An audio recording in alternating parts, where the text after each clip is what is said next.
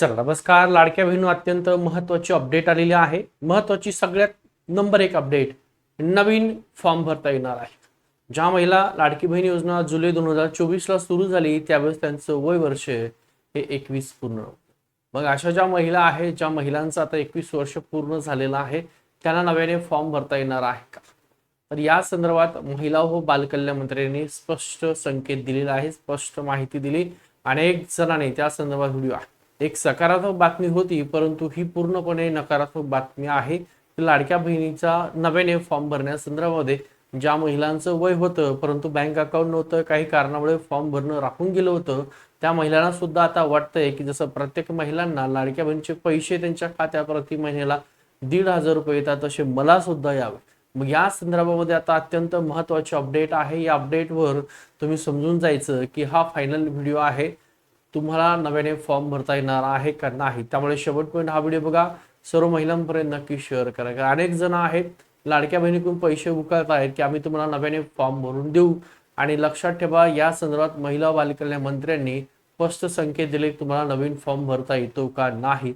शेवटपर्यंत व्हिडिओ बघा, अत्यंत महत्त्वाचा व्हिडिओ. चॅनल नवीन असाल तर सबस्क्राईब सुद्धा करून द्या.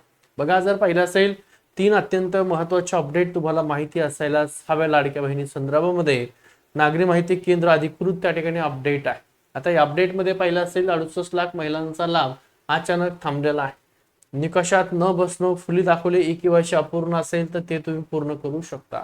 आता इथं बघा, नवीन अर्ज सुरू होणार, या चर्चेचं कारण काय? नवीन अर्ज सुरू होणार त्या संदर्भात सकारात्मक बातमी होती, परंतु आता ही पूर्णपणे तुमची नकारात्मक बातमी आहे. 21 वर्ष अटीचा जो संभ्रम होतो, म्हणजे ज्यावेळेस जुलै 2024 ला ही योजना सुरू झाली, नोंदणी सुरू असताना वय 21 पेक्षा कमी होता अशा ज्या महिला होत्या, त्या महिलांची संख्या साधारणतः 1 लाखोमध्ये आता सध्याच्या घडीला आहे. मग योजना होती तोपर्यंत वय वर्ष 21 पूर्ण नव्हतं, मग त्या योजनेची मुदत संपली. आता त्यांनी काय दिलं आहे, आता वय वर्ष 21 पूर्ण झालं आहे पण नोंदणीची वेळ निघून गेलेली आहे असं सांगितलेलं आहे. म्हणजेच यामुळे नव्याने नोंदणी सुरू होणार का हा प्रश्न विचारला जात आहे. अनेक महिला भगिनी आहे ज्यांना वाटतंय की शेजारचीला पैसे 1500 येत आहेत, पाहुणीला येत आहेत, हिला येत आहेत, मला सुद्धा यायला हवेत, माझं वय वर्ष 21 झालेलं आहे. मग त्या बहिणींसाठी सर्वांसाठी महत्वाची बातमी दिसतंय का तुम्हाला? बंद. आता हे मी सांगतो नाही, तर मंत्री आदिताई तटकरे यांनी स्पष्टोक्ती दिलेला आहे, नवीन नोंदणी ही तात्पुरती नाही तर कायमस्वरूपी बंद करणं असं त्यांनी सांगितलंय. की नवीन जी काही नोंदणी असेल ही आम्ही कायमस्वरूपी बंद केलेली आहे. ज्या महिला भगिनी आहेत त्याच आम्ही ई-केवायसीच्या माध्यमातून कमी करू. बघा, नोंदणी प्रक्रिया बंद करण्यात आली आहे, याचाच अर्थ असा की या योजनेत आता कोणीही अर्ज करू शकत नाही, कोणीही अर्ज करू शकत नाही. कायमस्वरूपी लाडकी बहीण योजना नव्याने ज्या कोणी अर्ज करणार असेल त्यांच्यासाठी सुरू नाहीये, ती बंद झाली. ज्या महिलांनी अर्ज केलेले आहेत त्याच महिलांना आम्हाला पैसे देणं होत नाही असं मी म्हणतोय, ती नाही म्हणता. चला, तुमची सद्यस्थिती काय आहे? नवीन अर्जदार आहे, 21 वर्ष नुकतंच पूर्ण झालेलं आहे, नोंदणी पूर्णपणे त्यांची बंद आहे असं सांगितलंय. म्हणजे कोणतीही कृती करायची नाही. कोणी जर म्हणत असेल तुम्ही नवीन आहे, मी तुमची नोंदणी करून देतो, मला एवढे पैसे द्या, मी तुम्हाला लाडक्या बहिणीचे दर महिन्याला 15, अजिबात द्यायचे नाही. कारण नवीन नोंदणी कुठंच सुरू नाहीये, पूर्णपणे बंद आहे. नोंदणीकृत लाभार्थी आहे ज्यांचे पैसे थांबलेले आहेत, ई-केवायसी अपूर्ण आहे, त्यांना ई-केवायसी पूर्ण करायचे, तुमचे पैसे मिळतील. परंतु नवीन असाल तर तुम्हाला कुठल्याही प्रकारे नवीन नोंदणी करता येत नाही. ही तुमची तारीख दिलेली आहे 30 एप्रिल. थांबलेले पैसे परत मिळवायचे असेल तर तुमच्याकडे एकच पर्याय, तो म्हणजे ई-केवायसी तुम्हाला त्या ठिकाणी अपडेट करावी लागेल. ई-केवायसी मधील जे काही त्रुटी आहेत त्या तुम्हाला दुरुस्त करायच्या आहे आणि त्याची शेवटची मुदत या ठिकाणी 30 एप्रिल दिलेली आहे.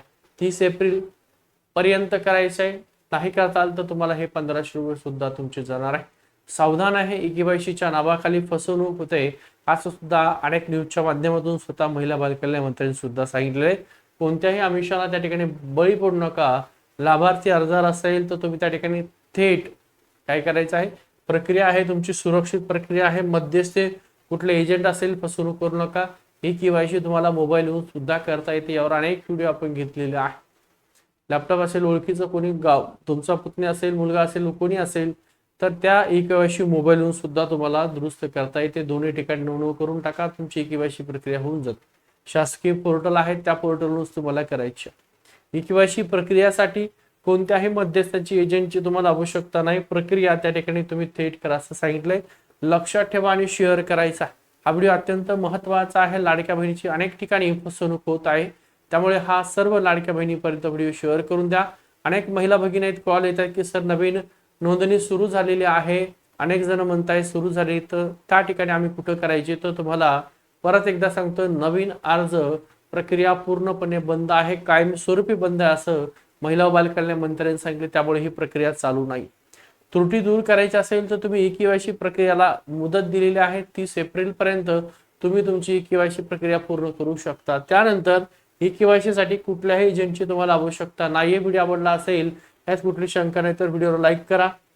ज्या महिला भगिनी आहेत, ज्या म्हणतायत की नव्याने फॉर्म भरता येतोय, कोणाला तरी पैसे देत आहेत, त्या महिला भगिनींपर्यंत हा व्हिडिओ नक्की शेअर करून द्या।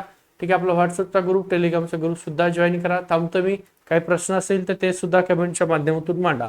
आणि दुसरं अत्यंत महत्त्वाचं एक की तुमचा जो काय हप्ता येणार होता, लक्षात ठेवा हप्ता तुमचा मार्च महिन्याचा, आज 14 एप्रिलला म्हटलं होतं की 14 एप्रिल कुठल्या नेत्याची जयंती असेल किंवा पुण्यतिथी असेल किंवा महत्त्वाचा सण उत्सव असेल तर सरासरी सरकार त्या ठिकाणी काय करतं, लाडक्या बहिणीच्या खात्यात पैशाचं वितरण करते। 14 एप्रिल डॉक्टर बाबासाहेब आंबेडकर यांची जयंती, तर वाटलं होतं की आज लाडक्या बहिणीच्या खात्यामध्ये मार्च महिन्याचे पैसे सरकार जमा करेल 1500 रुपये, परंतु शक्यता सरकारने पैसे जमा केलेले नाहीत। मग तुम्हाला हे मार्च महिन्याचा जो काय हप्ता आहे, अनेक महिला कमेंट करतात की सर मार्च महिन्याचा जो हप्ता तो मला कधीपर्यंत मिळणार?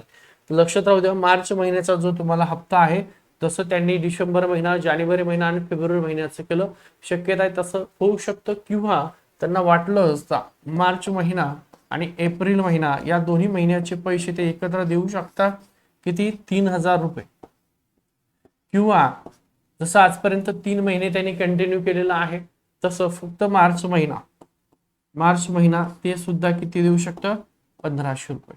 परंतु अनेक महिला आहेत ज्या अपात्र होत आहेत। कालचा आकडा आहे 68 लाख महिला भगिनी ह्या अपात्र आहेत, त्यावर सुद्धा आपण व्हिडिओ घेणार आहोत। त्यामुळे तुम्ही चेक करत राहायचे, पैसे आलेत का तुम्हाला, जानेवारीचा हप्ता आलाय का कमेंट करा, फेब्रुवारीचा आलाय का कमेंट करा। कारण महिला आहे ज्यांना जानेवारीचा हप्ता आला पण फेब्रुवारीचा हप्ता आला नाही, अशा कुठल्या महिला असतील त्यांनी कमेंट करा की सर मला जानेवारीचे पैसे आले परंतु फेब्रुवारीचे पैसे आलेले नाही। आणि काही प्रश्न असेल तर लक्षात ठेवा, ई-केवायसी करायची अशी करता येत नसेल तर तुमची जवळच्या अंगणवाडी सेविकेला जा, त्यांच्याकडे सुद्धा अधिकार दिले, त्यांच्याकडे सुद्धा तुम्ही ई-केवायसी जी काय प्रक्रिया आहे ती करा। काही प्रश्न असेल तर कमेंट करा। तुम्ही जर स्पर्धा परीक्षेची तयारी करत असाल आणि न्यायालयाचा फॉर्म भरला असेल तर आपली नोट सुद्धा आहे, आपली टेस्ट सिरीज सुद्धा आहे। सरकार आता बंपर भरती काढणार आहे, त्यामुळे महिलांसाठी महिला बाल विकास खात्यामध्ये अंगणवाडी सेविका 1,10,000 प्लस जागा आहेत, अंगणवाडी मदतनीस 1,10,000 जागा, टोटल साधारणतः 2,20,000 पर्यंत जागा सरकार काढणार आहे। येत्या 2 ते 3 महिन्यात ही भरती प्रक्रिया सुद्धा राबवली जाणार आहे, त्यामुळे आपल्या चॅनलला फॉलो करा। ठीक आहे, थांब।